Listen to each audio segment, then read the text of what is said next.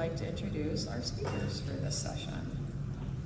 This is Total Cyanide Analysis, Old and New, with Hannah Simnick and Jordan Ware. Hannah is a chemist at Public, good night you guys, good night. Hannah is a chemist in the Elkhart Public Works and Utilities Laboratory. She has 5 years experience in the wastewater industry and is very passionate about finding new ways to streamline processes or analyses to get better results and faster. She also has she's also been a member of the Elkhart South Bend Aquatics team, whose main focus is to evaluate stream health using the local fish communities as bioindicators for about 7 years now. She has been instrumental in developing a strong understanding of crayfish and freshwater mussels in the St. Joseph River. And Jordan, if you wouldn't mind giving a little information about yourself, that would be great as well. I'm also a chemist. I've been working in the lab for about 4 years now. I didn't know what else to say. I didn't have time to think about it. Alrighty, we'll go ahead and get started.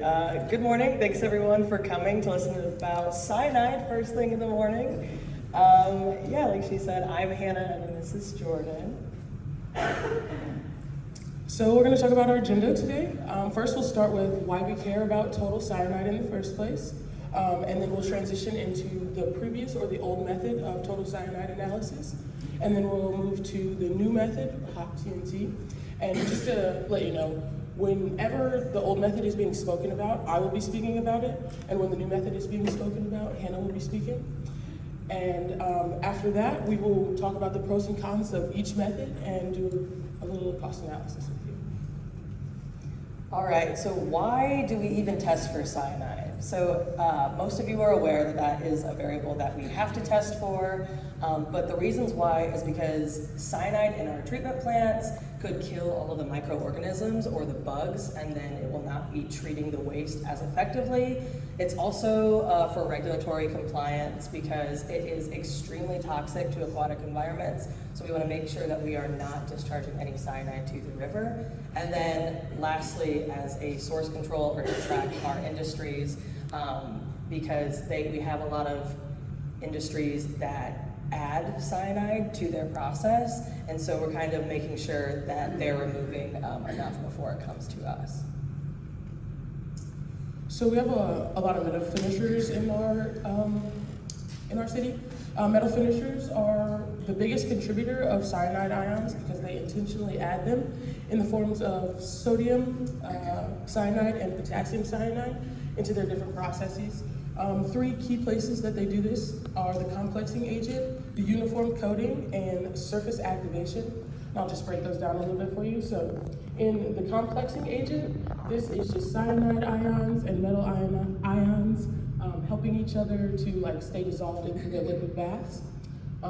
Uniform coating, when you think about gold-plated jewelry and things like that, they use cyanide ions to help release the metal ions onto a base metal in an even uniform coat so that it looks nice and shiny and pretty. Surface activation uses the cyanide ions to strip the base metals of any oxides or minor oils just so that the uniform coating can take place afterwards. So now we know what cyanide is, but why would we run cyanide analysis in-house when we have contract labs that would be willing to do it? Elkhart is in a unique situation where we have 42 industries and 23 of which are metal finishers, and then we have 1 that does electroplating. And they kind of all fall under these 3 umbrella categories that use these processes that add cyanide, being copper plating, zinc and cadmium plating, and then gold and silver plating. And then here's just an example. We have at least 1 industry that falls under all of those. Now that we've talked about where it comes from, we're going to talk about the old method for total cyanide distillation. A couple things to know. When we're doing this, we are targeting gaseous cyanide. So that's the form that we're trying to capture. And both methods that we speak about today are the pyridine barbituric methods. So that's important to know. Just a quick look at our overview here. This is our entire apparatus set up for the distillation portion of this analysis. Here we have a vacuum that is that can be controlled separately for each one of these, each one of these here. Each one here is a sample, so we can run about 6 different samples at a time. This here is our heating mantle, and we have each sample in there, and then we also have the option to add another heating mantle here, so we can run up to 7 different samples at the same time. I talked about the vacuum that goes here. It's through all 6 of these samples. And then here is a cold water apparatus that goes in through the top of this one and out through the bottom, and then into the top of the next one, out through the bottom, so that everything is cooled and the gas can condense so that we can actually capture it. All right, here's a close-up of that. Here again is the heating mantle that heats the sample uniformly. We use about 500 mils of sample for each run. This is a round bottom flask. If you can see, it kind of nestles nicely into that heating mantle. It's for even heating, and also we use boiling chips. That also helps to heat the sample evenly so that we can get a good transfer of the gaseous cyanide through the entire apparatus. Here, this is called the thistle, and there is where we'll add our reagents like sulfamic acid, a little millicue, and then straight sulfuric into there. So then as it's heating, the gas will travel up this way and out here. I'll talk about where it goes after that, but let's see if the GIF plays. There you can kind of see the water that is cooling the gas that is being released from our sample here. On this side, I told you about the vacuum. Here's the vacuum and the 6 knobs that control each one separately.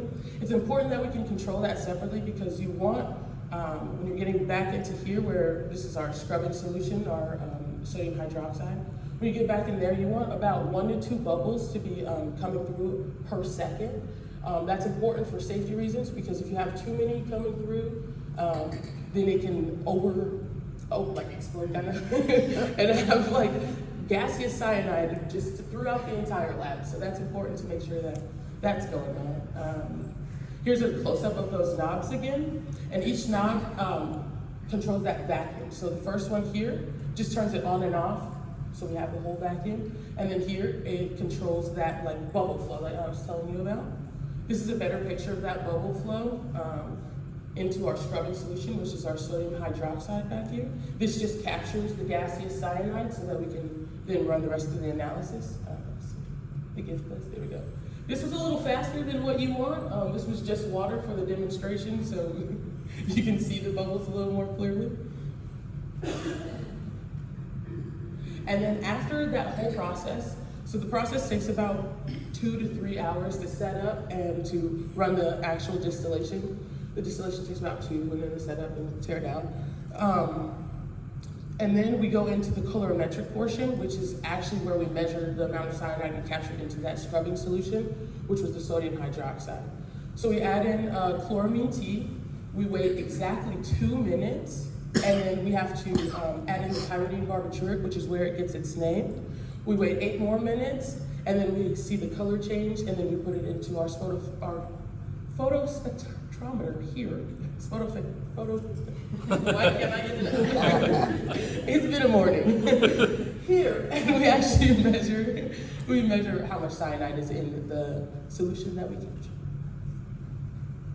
Alrighty, so I'm going to talk more about the Hawk or the TNT method, and so that big, large, like glass apparatus with the heating mantle and everything that Jordan was talking about, mine is basically replaced by these 2 parts. Instead of a heating mantle, we have this reactor block. It is the DRB200 from Hawk.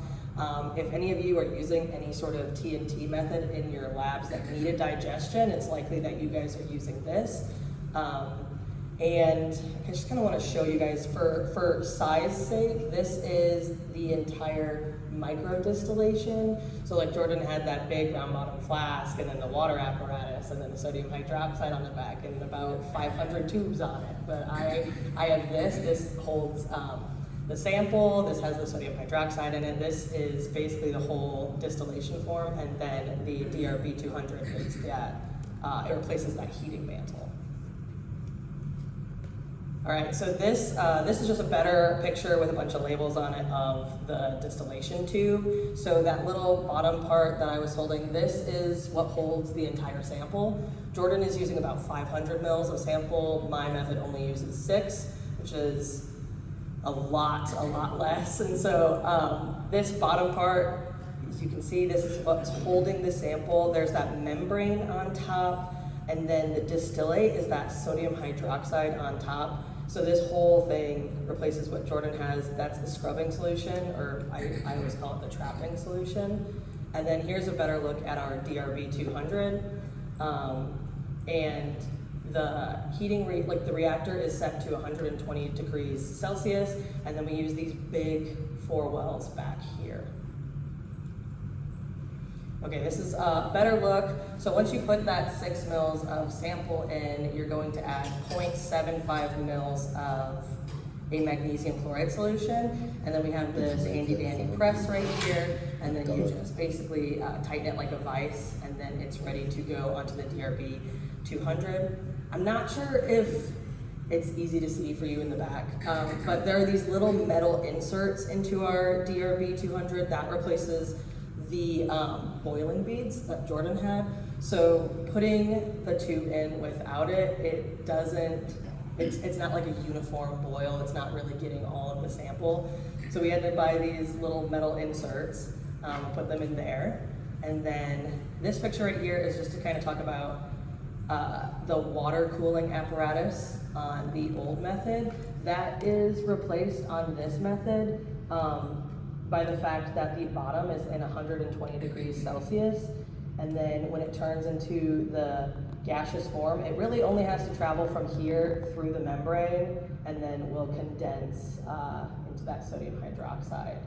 So everything from right where the sample ends, which is right at the lip, to the membrane kind of replaces that cold water, and then everything above it replaces the scrubbing solution with the 50 mils of sodium hydroxide, and then in mine I only have 1.5 mils of sodium hydroxide.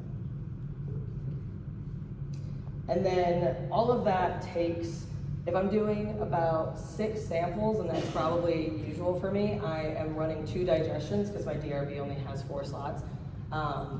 That's probably taking right about 2 hours for me to get right to this point. Well, 1.5 to 2 hours from getting to this point, which is the calorimetric part that Jordan did, where we start using the TNT vials. And for those of you in your lab who have never used TNT vials, it comes with this nice little barcode on it. So when it's done, you just put it in the DR 3900, it reads the barcode, and then it will tell you what the concentration is. And the vials come with reagent in it, and then right here is like a dehydrated reagent pellet. And then all the boxes, they look like this one up on the table here, have like a picture procedure in it. So we'll just go through this super fast. It's saying that you need to take off this little foil on the top, add 1 ml of sample, flip the lid, shake it, 1 ml of A, and that's this bottle in your box and clearly labeled A. 1 ml of A, shake it, and then you wait 3 minutes and you just read it, and then you have your result. Yeah, here we are. So this is a blank, so this has no cyanide, this is just my lab grade water, and then this is me playing around with a bunch of cyanide standards. So this is really high in cyanide. Like we wouldn't see these from any of our industries, hopefully, but these are our standards. So that's just kind of the color spectrum from being crystal clear to being like this like deep kind of purple. There's that box again, and then if you've never used it, it's got this little blue banner on the side that you can scan on the DR 3900, and it comes with a calibration curve already. And while that sounds like super nice and awesome, and you all want to go out and do your cyanide analysis right now, we were met with a couple of trials and tribulations while figuring out this new method. Specifically that the microdistillation SOP and the TNT method, the vials were written as 2 procedures, and they're written in 2 different scientific languages, so it was kind of rough going back and forth between the 2. because of that, dilution factors were a big issue. I didn't know if by the time I was at the end, if I was running straight dilution, a 4 dilution, or even a 6. I found out it was a 4. I did only 300 different tests on it to find out it was a 4. This magnesium chloride solution, it was kind of goofy. They went back and forth telling us how to make things with molarity and normality, so I had to always make sure that I was on the same page as the procedure, and it really wanted me to weigh out my hydrochloric acid, or sorry, my sulfuric acid. So I didn't realize that there were labs that weighed their acid, so I had to kind of convert that into mils because that's what makes sense in my brain. And then lastly, our hydrochloric acid solution, they wanted it to be 2.5 molar, and we buy 12 molar, so I had to do a funny little dilution there. Along with all of those trials and tribulations, we also needed specific equipment. As you can see right here, the metal inserts, we talked about those. It's to help with the uniform boiling. We tried to not have to purchase those, but it did not work. So we ended up having to purchase them in the long run. We also needed a press, as she showed you, to put the sample onto the actual micro distillation tube. This is a pretty crappy picture, I know, but there is only one company that sells them, and this is the only picture that they have, and there's no comments, nothing, so we were a little, this is all we got, right? But I recommend you get you a Mr. Deegan and have him fashion you one. Wave to the people, Mr. Deegan.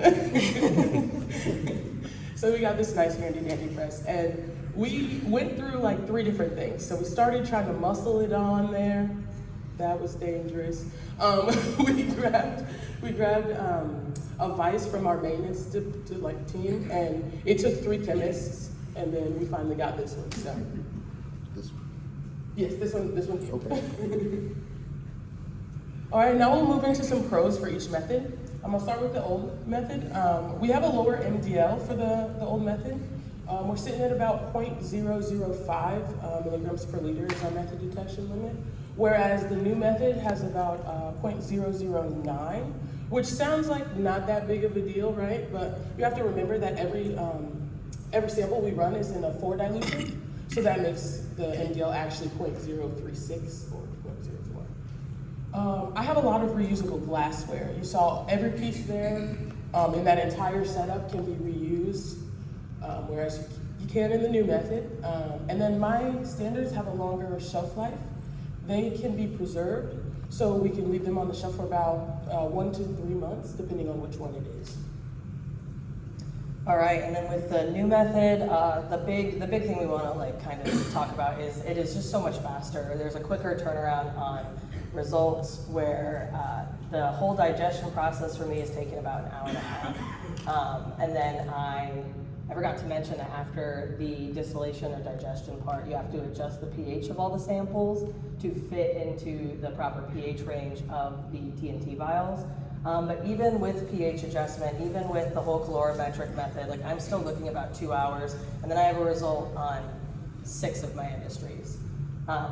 The new method has a lot less cleanup. They're all disposable plastic parts, so they can all just be disposed of in the trash after you get rid of your cyanide waste accordingly. It says lower initial costs, and I kind of say that with a grain of salt, because if you are already using the DRB 200, then this method, it is very cost effective right away. But if not, you have to get the DRB 200. You can also get a micro distillation block. They make them that are about 21 to 26 wells. They're kind of becoming obsolete, and those you're buying from the same sketchy websites as the press, and they're about $6,000, where the DRB 200 is about $2,500, and you can use that for many different analyses. I use a lot less sample. I use 6 mils of sample while Jordan uses 500, and my box comes with a calibration curve, so that's not something that I have to spend my time and do. Some cons for the old method. It's more time consuming. So Hannah talked about how she can get through her entire process in about 2 hours with a couple digestions. By the time 2 hours hits, I'm just now at the reflux, which has to happen for another hour. So it takes a chemist about 4 hours just to get to the colorimetric portion. And that, once you get there, it only takes about 10, 15 minutes after that, but that's a significant amount of time still.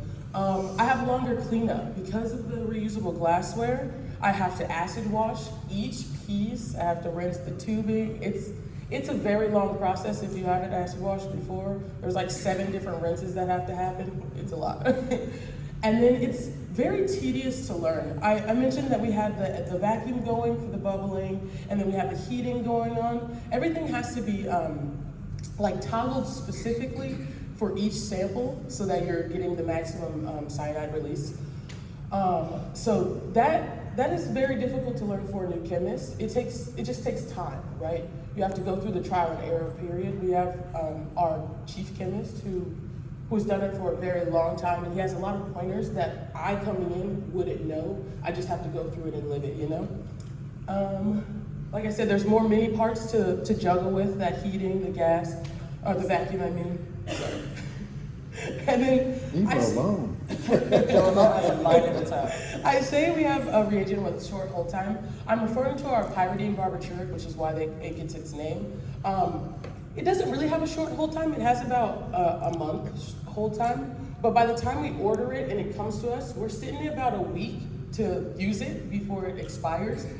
And those are about $220 per 500 ml bottle, which we were wasting more than half of it because we could only get one digestion in with all of the cleanup and everything within that week before it expired. And then I actually have to make my own calibration curve, my own transmittance curve. So that's a lot of standard preparation and math that happens behind the scene that she does not have to go through because it comes with it. All right, I'm gonna go through the cons as I fight with this remote. My method is a lot of single-use plastic, so I am generating a lot of waste, super easy cleanup, but there's a lot of waste involved. I need to make standards more frequently because according to my procedures, I cannot preserve any of them. So I'm basically making new standards with every sample run because they only last 7 days unpreserved, according to my procedure. But I'm likely not going to get a whole nother batch of 6 industrial cyanides before that. Like Jordan talked about earlier, I have these really specific equipment needs, like those little metal pieces in the DRB, and then this press. I can only do small digestion batches because there's only 4 wells in the DRB. So if I have 6 industries, that's at least 2 digestions, and then plus all of my quality controls that I have to do, we're probably looking at about 3 digestions. All right, so we ran a quick cost analysis of what it costs to run it in-house versus to send it out to Element. And if you include the labor cost of the chemist, it is currently about $57 to run this analysis in-house. We also use Element for some of our sampling. So if we were to send out a cyanide to Element, it would cost about $46 per sample. That's not including the back-end fees like carrier fees. Sometimes they do a gas mileage fee. If you have to have them come just specifically to you and add you to their route, there's another fee that comes with that. So we're looking at a little bit more than 46, but that's just for the sample. And then regardless if I am running cyanides or I'm running any other sort of lab analysis, all of the chemists are going to get paid for their labor. So if we kind of take that out of the equation, it's going to cost about $29 to run each sample, which is a lot less than that 46. So unfortunately, we do not have any questions. I'm sure these ladies would love to talk to you after the session. Thanks. Are you proud?